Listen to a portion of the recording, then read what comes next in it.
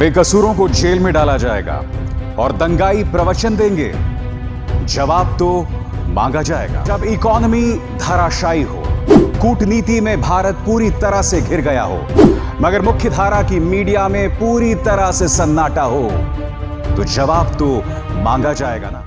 नमस्कार, स्वागत है आपका जवाब मांगा जाएगा। मैं अभिसार शर्मा। कार्यक्रम शुरू करने से पहले मेरी आप सबसे अपील कि इस कार्यक्रम को न सिर्फ लाइक और शेयर करें, बल्कि उस बेल आइकन को भी जरूर दबाएं, ताकि जैसे ही मैं किसी शो के साथ आऊं, टैलेंटेड इंडिया पर सीधे आपके मोबाइल फोन्स तक पहुंच जाए। और अब आज के इस कार्यक्रम की चर्चा करते हैं। पिछले 10 दिनों से लगातार पेट्रोल के दाम बढ़ रहे हैं, मगर पूरी तरह से सन्नाटा इस वक्त देश पर छाया हुआ है। और जब मैं सन्नाटे की बात कर रहा हूं, तो मैं कह रहा हूं आपकी अंतरात्मा, वो अंतरात्मा जिसे ताकत देता है देश का मीडिया। पूरी तरह से सन्नाटा है पिछले 10 दिनों में। इस वक्त देश कोरोना संकट का सामना कर रहा है, बद से बदतर हालात हो रहे हैं, लोगों की नौकरियां जा चुकी हैं, भूखे मर रहे हैं लोग, मगर पिछले 10 दिनों में लगातार एक भी दिन नहीं छूटा, पेट्रोल के दाम बढ़ रहे हैं। मामला इतना गंभीर हो गया है कि कांग्रेस की बड़ी नेता सोनिया गांधी को प्रधानमंत्री नरेंद्र मोदी को यह खत लिखना पड़ा है, जो इस वक्त आपके स्क्रीन पर है। हम इसकी चर्चा करेंगे। मेरे साथ 2 खास मेहमान भी होंगे।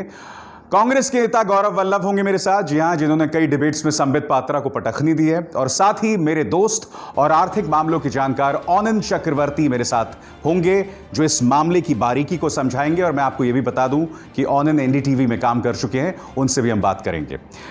मगर शुरुआत हम करना चाहेंगे पेट्रोल में जो आग लगी है कीमतों में, उसे समझने के लिए आपके सामने जो मौजूदा दाम है इस वक्त पेट्रोल के, वो आपके स्क्रीन पर हैं। चेन्नई में इस वक्त 80 रुपए 37 पैसे, दिल्ली में 76 रुपए 73 पैसे, कोलकाता में 78 रुपए 55 पैसे और मुंबई में 83 रुपए 62 पैसे पेट्रोल मिल रहा है प्रति लीटर। और अगर जो आग लगी है इस वक्त दामों में, यह समझने के लिए मैं आपके सामने यह तस्वीर पेश करना चाहूंगा। सबसे पहले कोलकाता की तस्वीर। 7 जून को आप सबसे नीचे देखिए, 7 जून को 73 रुपए 89 पैसे मिल रहा था पेट्रोल प्रति लीटर, और अब 16 जून को आके 78 रुपए 55 पैसे प्रति लीटर।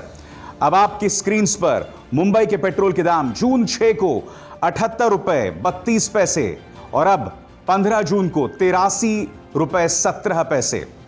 आपके स्क्रीन पर नई दिल्ली 6 जून को 71 रुपए 26 पैसे और 15 जून को 76 रुपए 26 पैसे प्रति लीटर पेट्रोल दिख रहा है। और एक बार फिर इन तीनों शहरों के दाम आपके स्क्रीन पर आप देख रहे हैं कि एक भी दिन ऐसा नहीं गुजरा जहां पेट्रोल के दाम कम हुए हों। इन तीनों शहरों में आप देखिए 10 दिनों में 5 रुपए प्रति लीटर की बढ़ोतरी हुई है। पेट्रोल के दामों में आग सी लग गई है। इस पर सोनिया गांधी ने तल्ख तेवर अपनाए हैं। उन्होंने प्रधानमंत्री नरेंद्र मोदी को खत लिखा है, वो हम आपको बताएंगे। मगर उससे पहले मैं आपके सामने 2012 और 2013 को कुछ महानुभावों के बयानों की तरफ आपका ध्यान खींचना चाहूंगा। आपके स्क्रीन पर हर दिल अजीज मेरे हीरो अमिताभ बच्चन, 2012 24 मई 2012 का उनका यह बयान। पेट्रोल की कीमत 7.5 रुपए बढ़ गई है। पंप का अटेंडेंट कह रहा है कितने का पेट्रोल डालूं, मुंबईकर कह रहा है भैया 2 से 4 रुपए का डाल दे, मुझे कार जलानी है।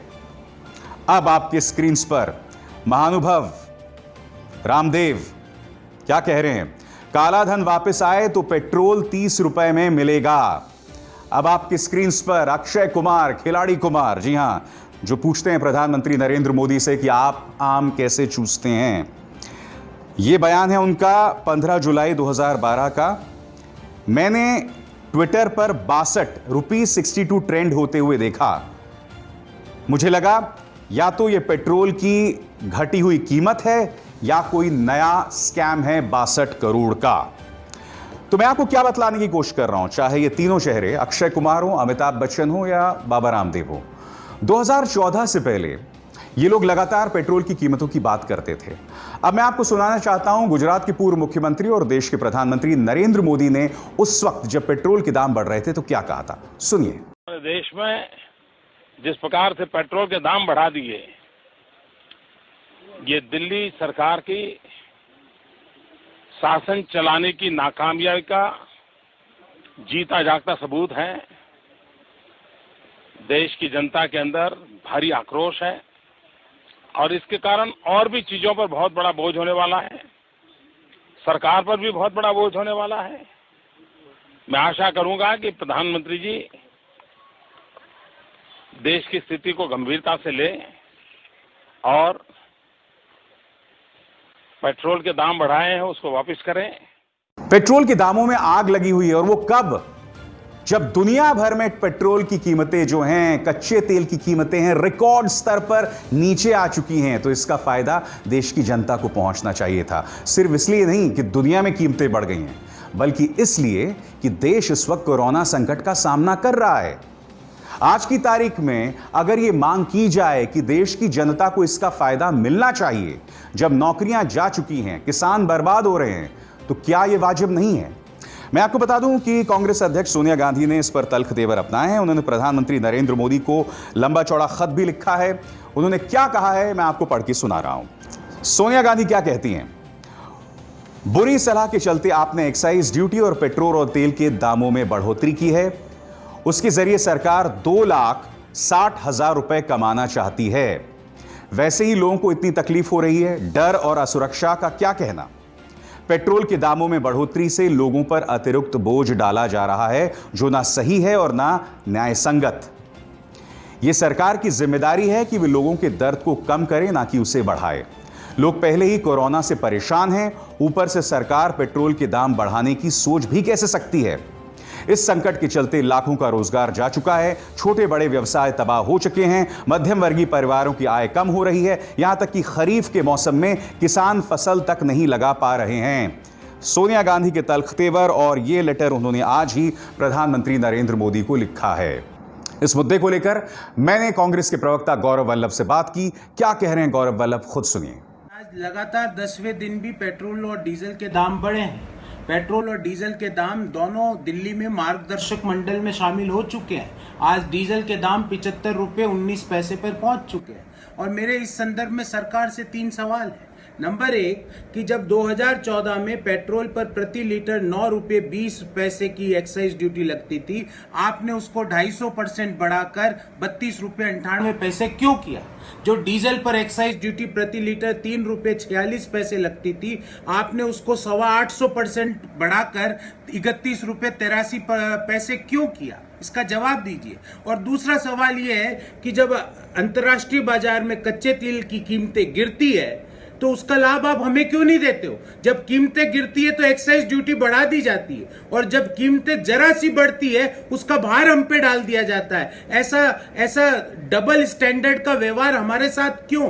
प्रधानमंत्री जी कहते थे कि मैं नसीब वाला हूं, इसलिए अंतर्राष्ट्रीय मेरे कारण अंतर्राष्ट्रीय बाजार में तेल की कीमतें घट रही है। पर आप नसीब वाले पर हमारा नसीब क्यों नहीं जाग रहा है? प्रधानमंत्री जी, इसका जवाब दो। और स्वामी रामदेव जी से मैं पूछना चाहता हूं, आप कहते थे बाबा कि 30 रुपए प्रति लीटर में पेट्रोल मिलेगा, आपको मिल रहा होगा शायद, मुझे नहीं पता, इसीलिए आप चुप होंगे, या आपको सरकार का भय होगा। पर आम लोगों को दिलवाइए सर, हमको भी दिलाइए वो 25-30 रुपए प्रति लीटर पेट्रोल जो आप कहा करते थे।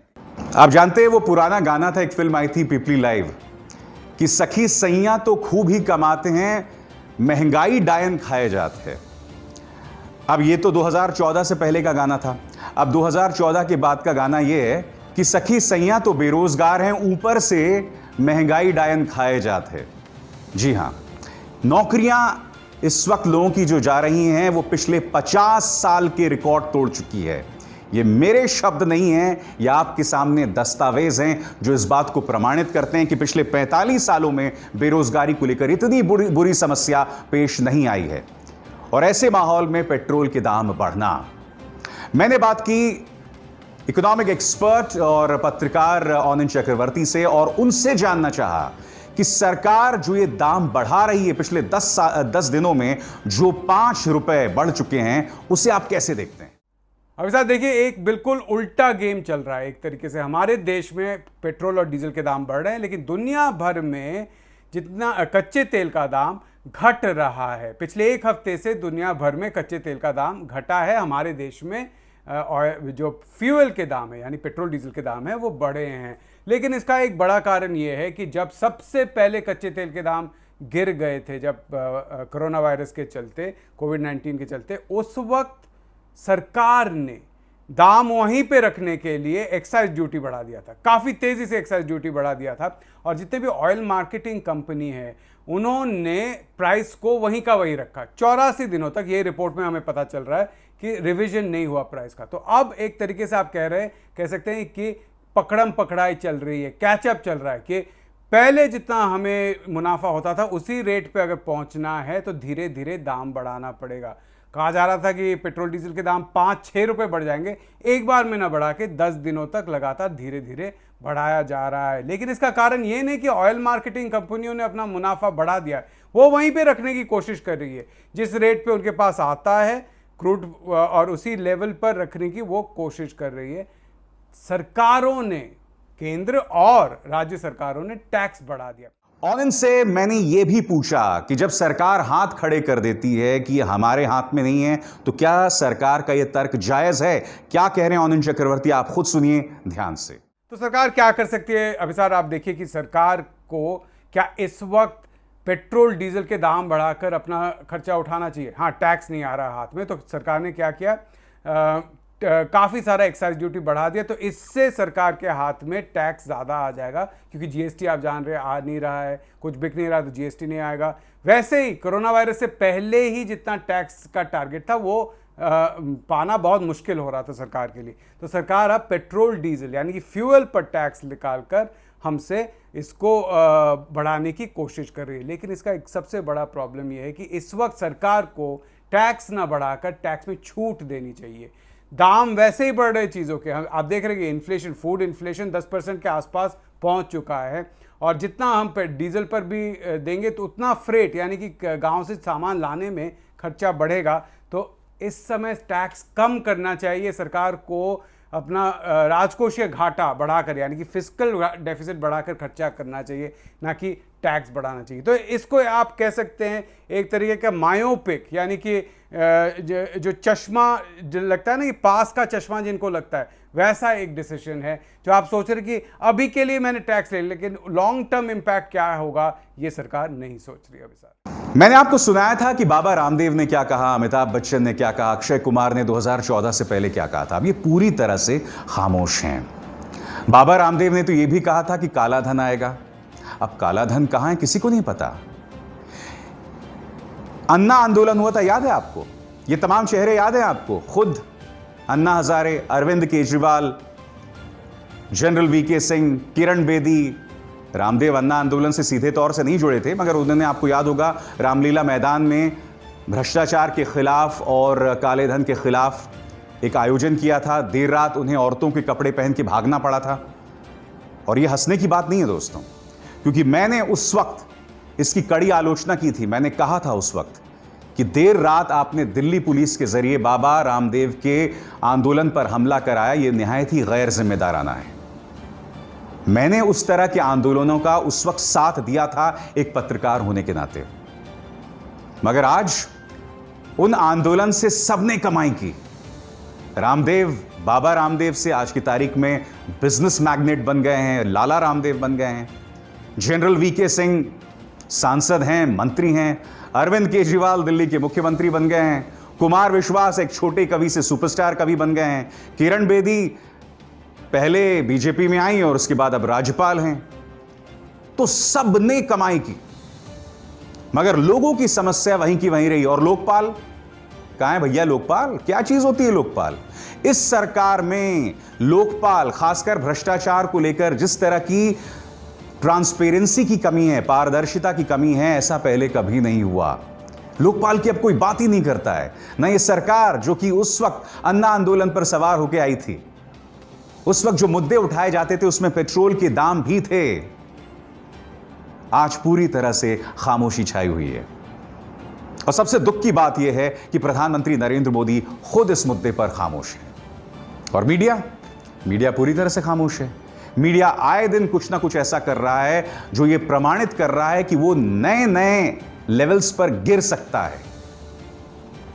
तस्वीरें मैं आपको कुछ दिखाना चाहता हूं। सुशांत राजपूत की दुखद मौत हुई और उस पर यह चैनल क्या चलाता है कि हिट विकेट हो गए सुशांत सिंह राजपूत। यह चैनल क्या चलाता है कि आखिर पटना से मुंबई आके क्यों फेल हुए सुशांत सिंह राजपूत।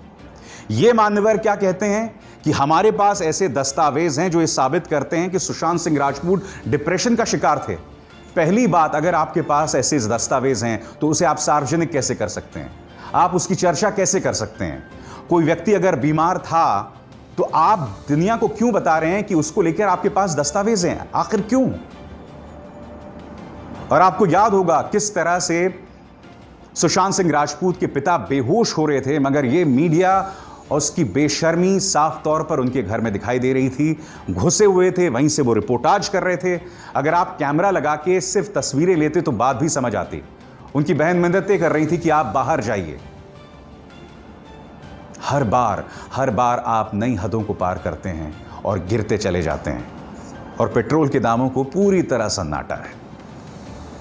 मगर टैलेंटेड इंडिया पर हमारे शो का नाम है जवाब मांगा जाएगा, तो जवाब तो मांगा जाएगा भैया। तो इस शो में बस इतना ही। मेरी आप सबसे अपील कि इसे लाइक करें, शेयर करें और अभिसार शर्मा को दीजिए इजाजत। नमस्कार।